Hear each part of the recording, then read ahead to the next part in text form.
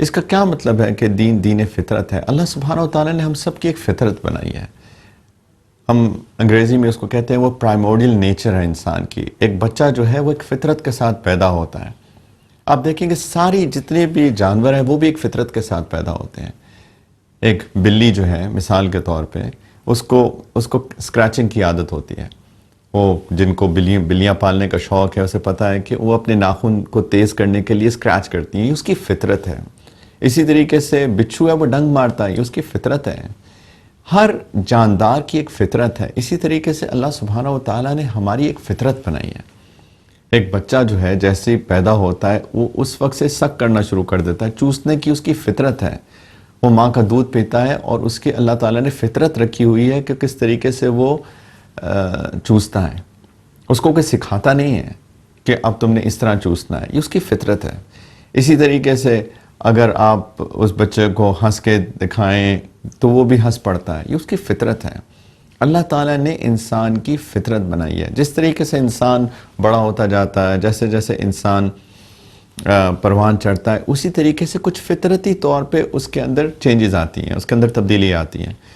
وہ 1 سال کا ہوتا ہے تو چلنا شروع ہو جاتا ہے. اس سے پہلے وہ کرال کرتا ہے، رینگتا ہے. پھر جب 2 سال کا ہوتا ہے تقریباً تو مور اور لیس اس میں وہ باتیں کرنا شروع کر دیتا ہے، سیکھ جاتا ہے، انوائرمنٹ سے، اپنے ماحول سے سیکھتا ہے. یہ اس کی فطرت اللہ تعالیٰ نے بنائی ہے.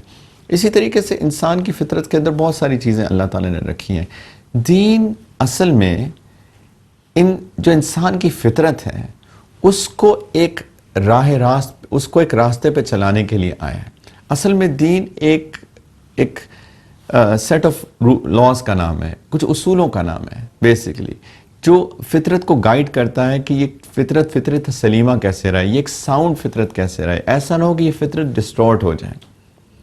ایک بچہ معصوم پیدا ہوتا ہے، بالکل معصوم ہوتا ہے، رائٹ. اس کے اندر گناہ کا مادہ ہی نہیں ہوتا. وہ غلطیاں نہیں کرتا، یعنی ایسی غلطی نہیں کرتا جس کو ہم جرائم کہتے ہیں، جس کو ہم کرائمز کہتے ہیں. وہ بچہ نہیں کرتا، رائٹ. یہ اس کا ماحول اس کو سکھاتا ہے. ایک حدیث میں بھی آتا ہے، نبی کریم علیہ السلام نے فرمایا کہ ہر بچہ فطرت پہ پیدا ہوتا ہے. پھر اس کا ماحول، اس کے والدین اس کو مجوسی بنا دیتے ہیں یا نصرانی بنا دیتے ہیں یا پھر اس کو یہودی بنا دیتے ہیں.